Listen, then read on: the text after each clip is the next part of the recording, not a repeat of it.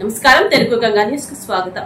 నేను ఎక్కడో దాకని సోషల్ మీడియాలో పోస్టులు పెట్టే రకం కాదంటూ నానికి చురుకులు వేసిన ఎంపీ శత్రు దేశంపై దాడి జరుగుతున్న సమయంలో రాజకీయాలు మాట్లాడడం కరెక్ట్ కాదని ఈ రోజు మీడియా సమావేశం ఏర్పాటు చేయలేదు।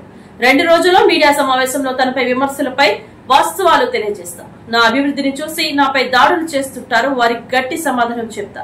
మీ అందరి సమక్షంలో ఏం జరుగుతుందో తెలియజేస్తా। నేను ఇవాళ ఉదయం ప్రెస్ మీట్ పెడదాం అనుకున్నాను। దురదృష్టవశాత్తు దేశం మనకు ముఖ్యం, దేశం ముఖ్యం। ఇవాళ దేశంలో దాడి జరుగుతుంది, దేశం శత్రు దేశాల మీద దాడి చేస్తుంది। అటువంటి దాడి సమయంలో చెప్పడం కరెక్ట్ కాదు, మనం పిచ్చి రాజకీయాలు మాట్లాడుకున్నాం। తప్పకుండా మీ అందరి ముందుకి నిన్న ఒంట్లో బాగోపోయినా హైదరాబాద్ నుంచి వచ్చిందే దాని గురించి వాళ్ళ ఉదయం 9:30 ప్రెస్ మీట్ పెడదామని। కానీ దేశ సమగ్రతకు సంబంధించిన విషయం కాబట్టి రేపు కానీ ఎల్లుండి కానీ మీ అందరికీ వాస్తవాలు తెలియజేస్తాను। నేను ఎక్కడో దాక్కుని ఎక్కడో సోషల్ మీడియాలో పోస్టులు పెట్టే రకం కాదు। మొన్న కూడా మీరు చూశారు, నా మీద చంద్రబాబు నా యొక్క అభివృద్ధిని చూసి ఏదో దాడులు చేస్తుంటారు। అవన్నీ కూడా ఇవాళ కాదు, దేశం దాడిలో చేస్తున్న ఈ సమయంలో రాజకీయాలు మాట్లాడటం కరెక్ట్ కాదు। రేపో ఎల్లుండో మీ అందరి ముందు నేనేంటనేది, నేను ఏం జరుగుతుందనేది నేను అందరికీ తెలియజేస్తాను। Thank you.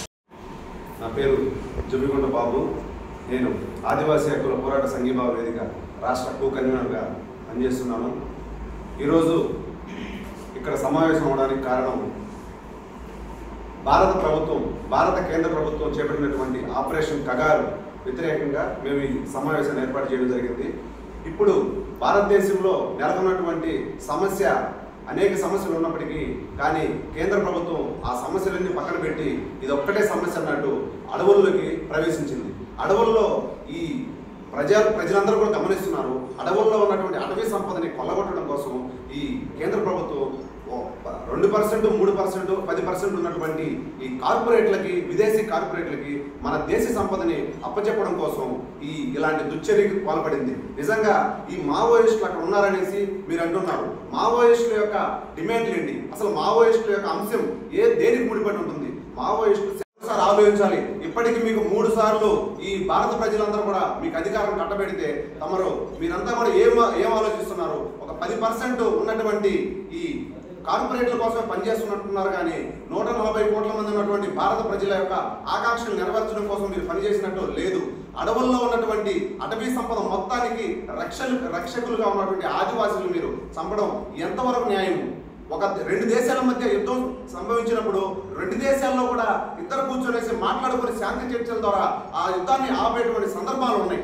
కానీ ఒకే దేశంలో ఇక్కడే మనతో పుట్టి, మనతో తిరిగి, మనతో ఉన్నటువంటి వ్యక్తులు వాళ్ళ యొక్క వేరే అంశాల మీద వాళ్ళు విభేదించి అడవుల్లో ఉన్నట్టు సందర్భాల్లో మావోయిస్టులకి వాళ్ళతో శాంతి చర్చలు జరపాల్సినటువంటి పరిస్థితులు వదిలేసి పక్కన పెట్టి వాళ్ళని చంపేయడం అనేది దుర్మార్గం। అసలుకి ఒక వ్యక్తిని చంపేటువంటి అధికారం ఈ రాజ్యాంగంలో ఎక్కడా లేదు। ఒక పోలీసుకి కానీ, ఆర్మీకి కానీ, అలాగే రాష్ట్ర కేంద్ర ప్రభుత్వాలకు ఎవరికీ లేదు। మనుషులు చంపేటువంటి హక్కులు ఎవరికి లేవు। ఈ విషయాలు కేంద్ర రాష్ట్ర ప్రభుత్వాలు ఆలోచించాలి। మొన్న చెప్పాడు ఆయన, ఛత్తీస్గఢ్ ముఖ్యమంత్రి గారు క్లియర్ గా చెప్పారు, అక్కడ ఉన్నటువంటి 1000 మంది మావోయిస్టులు చంపడానికి 25,000 మంది కేంద్ర బలగాలను, 25,000 పారామిలిటరీ బలగాలను మోహరించారంట।